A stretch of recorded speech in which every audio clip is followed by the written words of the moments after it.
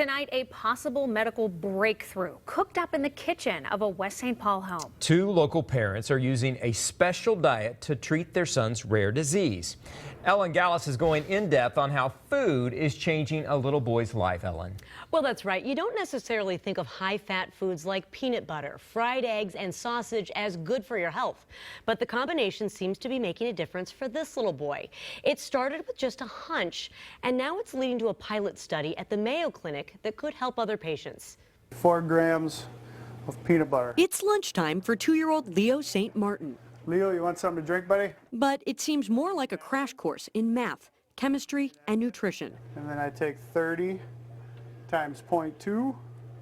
Now I know I have 6 grams of fat in that 30 grams. And if you're going to make a ketogenic meal, you always have to have more fat than protein. A meal that might also be a powerful, unlikely answer for Leo's rare disease. And it's that feeling where you're so desperate, you just want this little baby to be okay. Twinkle, twinkle, little star. When Leo was just 4 months old, he was diagnosed with a genetic condition called Pompe disease. A complex sugar called glycogen builds up in his organs, and his body doesn't have the right enzyme to break it down. All that buildup can lead to organ failure. In Leo's case, his heart tissue was thick and swollen. His heart had gotten so big it was crushing his left lung. They told us that don't expect him to breathe on his own, don't expect him to eat on his own, don't expect him to walk. Every week we have Leo receives an enzyme. The standard treatment for Pompe disease is called enzyme replacement therapy.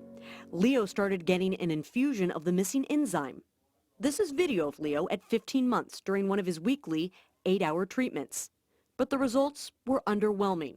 He still had heart problems, trouble breathing and eating, and generalized weakness. That he did have a long period where he was receiving the replacement therapy and really wasn't making progress. Dr. Mark Patterson at the Mayo Clinic says that can be a common hurdle for these patients. They seem to get stuck.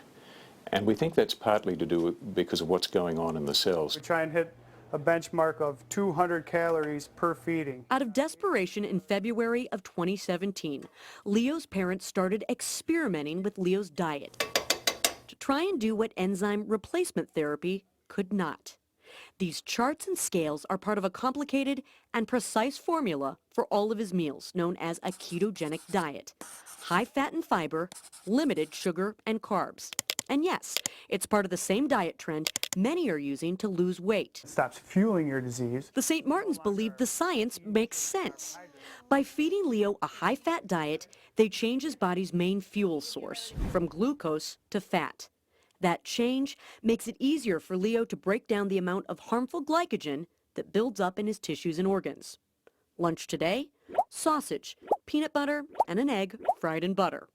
Every calorie is counted, every gram is calculated, every ratio is evaluated. He is right now on a 2-to-1, and so it's 2 fats to every 1. It's carbs plus protein minus fiber. Yeah. How hard is it to get all this right, and are you worried that you might miss something? I worry constantly, constantly, because what we're doing, no one else has done this. Can you do this one? Amazingly, what they are doing for Leo seems to be helping.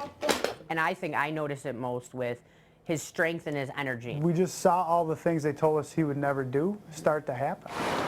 Even his doctors at the Mayo Clinic are surprised and intrigued. They're launching a pilot study on Leo's diet later this year. If I showed this echocardiogram to any of the cardiologists, they would tell me it's a normal echocardiogram. Cardiologist Jonathan Johnson showed us the improvement in Leo's heart condition. This kind of particular pattern. This first echocardiogram is more than 2 years old. All the white cloudiness is Leo's dysfunctional, swollen heart tissue. The most recent one is from December. You can see now that the walls of his heart have been reduced to normal size. So his heart looks normal now? Normal, completely normal. Clearly he is doing much better since he's been on the diet. So we think that's encouraging. So I think that that's very strong circumstantial evidence. Circumstantial evidence they are now examining at the Mayo Clinic. Leo is also still on enzyme replacement therapy in addition to his ketogenic diet. His doctors want to know just how much of a difference the diet is making. Do you think this could help other kids? Yes, absolutely. We hope so. We're cautiously optimistic. Can you say yum? No.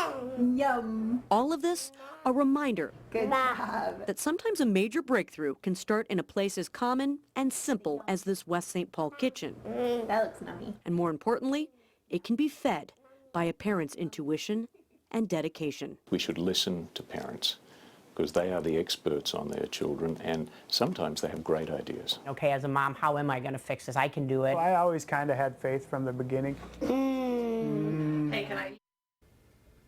Now, pomp disease affects about 1 in 40,000 people in the United States, according to the National Institute of Health. That pilot study at the Mayo Clinic will begin in the coming months and take about 6 to 12 months to complete the preliminary phase. They're going to start with a very basic, simple version of Leo's diet and see how other kids progress. Now, the St. Martins want to help other patients like Leo, so if you'd like more information, we have a link to their website on KSTP.com.